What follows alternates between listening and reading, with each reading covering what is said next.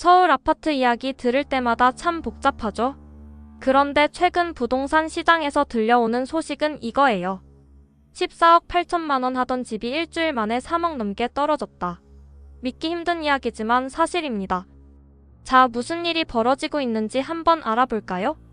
서울 아파트 전세 가격이 86주 만에 하락세로 돌아섰다는 소식입니다.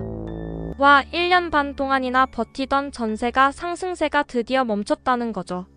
이게 왜 중요한가 싶으실 텐데요. 전세 시장은 부동산 시장에서 늘 매매 시장보다 한 발짝 앞서 움직이는 편이에요. 전세가 하락이 시작됐다면 매매가도 뒤따라 내려올 가능성이 크다는 뜻입니다. 실제로 전세가 하락은 이미 서울 매매 시장에 영향을 미치기 시작했어요. 강동구 고덕동의 고덕 그라시움을 보세요. 전용 59위가 14억 8천만 원에서 11억 7천5백만 원으로 무려 3억 5백만 원이나 하락했어요. 한두 달도 아니고 일주일 사이에 이런 변화가 생겼다니 집주인들 속이 타들어가는 소리가 들리는 것 같지 않나요? 또 다른 예도 있어요. 용산구 이촌동의 동부 센트레빌 전용 102는 지난해 25억 5천만 원까지 올라갔던 게 최근에는 19억 5천만 원에 거래됐어요. 무려 6억 원이나 빠졌다는 얘기예요. 최고가 대비 이렇게 떨어지는 거 정말 흔치 않은 일이죠. 그럼 왜 이렇게 전세가와 매매가가 동반 하락하는 걸까요? 가장 큰 이유는 입주 물량이 넘쳐나는 겁니다. 특히 둔촌동의 올림픽파크 포레온 같은 대단지 아파트가 막 입주를 시작하면서 전세 물량이 폭발적으로 늘어나고 있어요. 여기에 동대문구 답심리, 회기동 같은 곳에서도 새 아파트들이 입주를 앞두고 있어서 전세 시장이 더더욱 압박을 받고 있는 상황이죠. 전세 매물이 많아지면 당연히 전세 가격이 내려가겠죠? 그런데 전세 시장이 차가워지면 매매 시장도 영향을 받을 수밖에 없어요.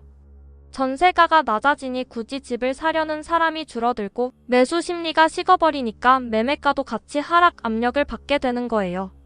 게다가 요즘 전국이 혼란스러워서 사람들이 투자를 더 망설이고 있어요. 금리도 여전히 높고 경기도 둔화되고 부동산 비수기까지 겹치면서 시장이 꽁꽁 얼어붙었죠.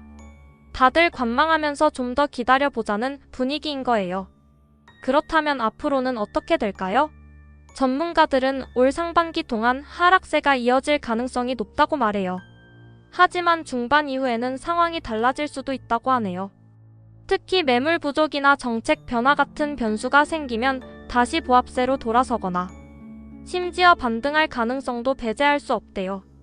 이런 상황에서 중요한 건 조급해하지 않는 거예요. 부동산 시장은 장기적으로 보고 판단해야 실수를 줄일 수 있거든요. 지금 당장 집값이 떨어졌다고 해서 무작정 팔거나 또 떨어질까 봐 불안해서 덥석 사는 건 위험할 수 있어요. 그리고 잊지 말아야 할 건 부동산 시장은 늘 사이클을 가진다는 거예요. 상승과 하락을 반복하면서 길게 보면 결국 안정화되곤 하죠. 지금은 그저 변화의 한가운데에 있는 시기일 뿐이에요. 부동산 시장은 늘 혼란스러웠고 앞으로도 그럴 거예요. 하지만 그 안에서 자기만의 기준을 가지고 냉정하게 판단하면 언제든 기회를 잡을 수 있습니다. 지금 서울 아파트 시장의 하락세, 이것도 누군가에게는 새로운 기회가 될 수 있다는 점 꼭 기억하세요.